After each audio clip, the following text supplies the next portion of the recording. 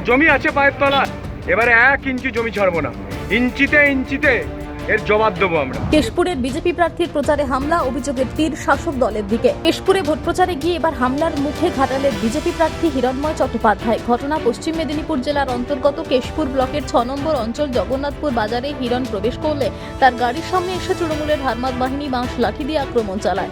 BJP প্রার্থী হিরণময় চট্টোপাধ্যায় বলেন, আনন্দপুর থানার পুলিশের সামনেই ঘটনা ঘটেছে, নীরব দর্শকের ভূমিকা পালন করেছে পুলিশ। তিনি আরও অভিযোগ করেছেন, তৃণমূল কংগ্রেস প্রার্থী তথা অভিনেতা দেব বলেছিলেন 10 থেকে 20 তারিখের মধ্যে বিজেপি কর্মী খুন হতে পারে, তাই কালকে মণ্ডল সভাপতির উপর আক্রমণ হয়েছে আর আজকে প্রার্থীর উপর। তীব্র ধিক্কার জানিয়েছেন পুলিশকে। পরে পাল্টা বিজেপি কর্মীরা তাড়া করলে তৃণমূল কংগ্রেসের কর্মীরা পিছু হটতে বাধ্য হয়। তবে কোথাও কেন্দ্রীয় বাহিনী জওয়ানদের দেখা মিলল না কেশপুরে।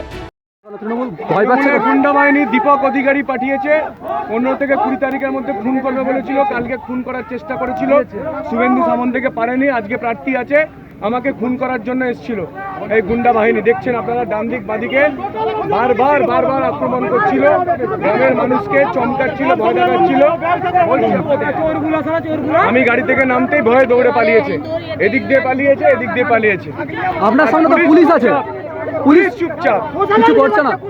পুরো এখানকার আনন্দপুর থানার পুলিশ পুরো চুপচাপ, পুলিশের সামনে ঘটলো কি?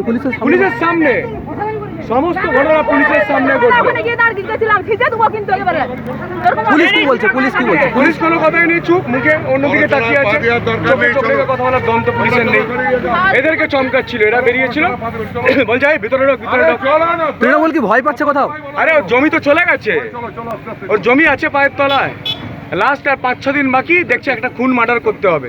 গতকাল শুভেন্দু সামন্তকে খুন করার চেষ্টা করেছিল, আজকে আমাদেরকে খুন করার চেষ্টা করেছে, আজকে বাইরে বেরিয়েছে এরপর কি প্রচার আপনার চলবে? প্রচার আমি চালিয়ে যাবো, কত দম আছে দেখে নেবো, এই সাংসদ প্রার্থীর কত দম আছে দেখবো। 2014, 2019 এইভাবে জিতেছে, এবারে 1 ইঞ্চি জমি ছাড়বো না, ইঞ্চিতে ইঞ্চিতে এর জবাব দেবো আমরা। কেশপুরে কি আজ থেকে সন্ত্রাস শুরু হয়ে গেল, কি মনে করছেন?